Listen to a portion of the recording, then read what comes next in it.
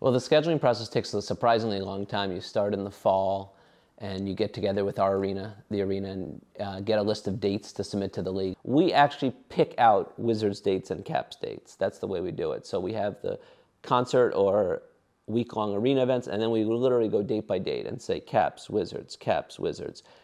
That makes it easier for the league because then the league knows what they're working with. If the league comes back to us and really wants a date we've pre-selected for a Wizards date, we will do some exchanging with the Wizards during the year. The first thing we do in the schedule is we get back really the big Western road trips, and ideally we fit those in when we know the team is going to be on the road for 7 days because of an arena conflict here at Verizon Center. So really early on, we need to nail those down. In October, we have the horse show in Washington. The team's going to Calgary, Edmonton, Vancouver during the horse show.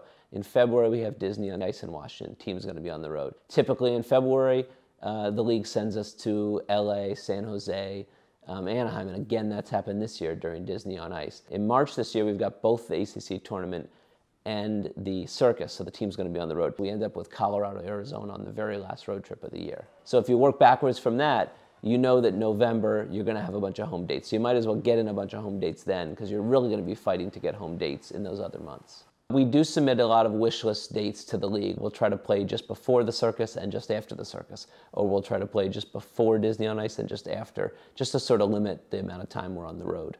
We submit a lot of Saturdays in October because we're a busy arena, but October's the one time of year we control because the Wizards haven't started yet usually.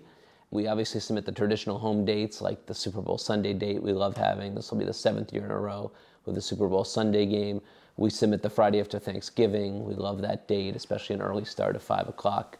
Fun for the fans to come to an early game and also fun for the team because you get to a road trip the next Saturday night, you get in your bed on the road at 11 o'clock instead of 2 a.m. So I think it's a nice tradition we've started. The teams start the ball rolling by giving the league the dates, which happens in the fall, and then the league really takes over, and the league starts giving you games and giving you opponents, and you provide a lot of feedback. I spend a lot of my hours in March, April, May, and this month giving the league feedback on the schedule, things that we think don't make sense or we think are imbalanced. We get a lot of input from both our GM and our coach in the schedule because it's huge. I mean, we do the schedule with the fans in mind, but with the hockey team in mind too, and it's a delicate balance, and Barry and Mac had a lot of input in this schedule. Barry does not want long home stretches. He doesn't want the team home for 6 game stretches for 2 weeks. He thinks that the team gets stale. So we limit that. We'll push back if the league's got us at home for too long. Barry also is very particular about road trips. He wants them to have good sequencing. We want to hit 3 games on the road if we can, definitely 2.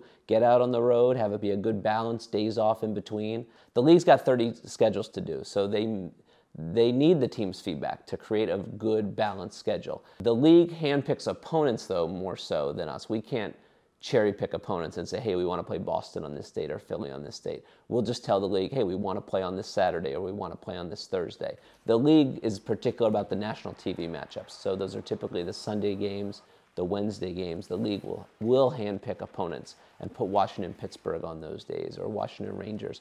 Those are games that national TV wants. The team has a lot of control over the time of games. So last year, for instance, we played on the road in Chicago, and then we were coming back home to play a game, and we pushed the home game start to 8 p.m. from 7. It's a small change, but it maybe helped the team regroup after a tough road trip. We'll typically go through 5 or 6 versions of the schedule between March and June, and we'll be giving feedback all along the way. And drafts are getting better sometimes and sometimes worse, because you got to remember, other teams are looking at their schedule too, and they're pushing back on the way they've scheduled the Washington game for those teams. So it's a constant battle to stay on top of it, to push back, and then constant defense when things are changing that you don't like. The league really runs the show for the schedule, and the teams are kept in their own 30 silos about what the schedule's about. We will push back, though, if there's a competitive imbalance with another team. If we're playing a team, on back-to-back too many nights, we'll push back. But we push back to the league. We don't call the other team. But we are choosy about the end of season. The league tries for fairness with end of season, because those are games, as you know, sometimes you're fighting for every single point. Those games could dictate the playoffs. It's one nice thing I hope fans like about the schedule the past 4 years, which is we play every Western Conference team at home. In November, we play Edmonton. They're probably going to pick Connor McDavid here, so that'll be nice for fans. You're going to get the Dallas Stars every year at home.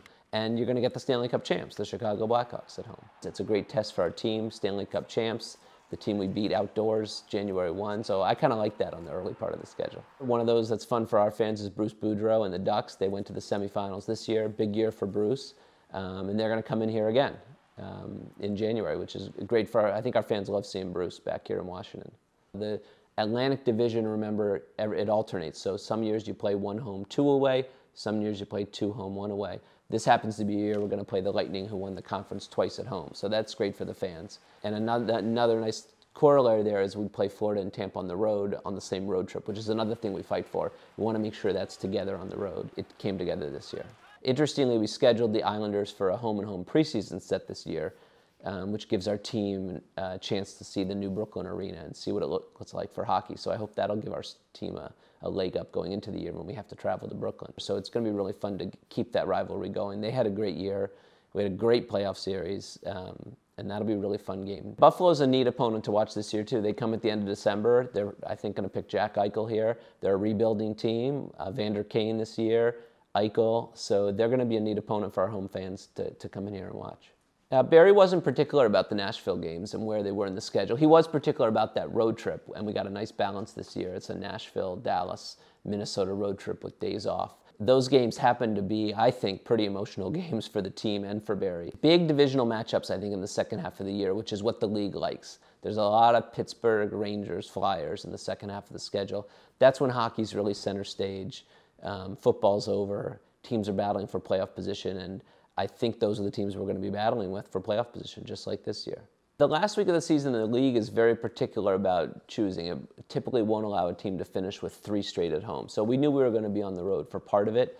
Finishing in St. Louis is actually not that bad because from a competitive point of view, if you think about it, it's kind of only half a road trip. When you're flying home, you're not going anywhere. You're just coming home, hopefully, to start the playoffs that Wednesday night.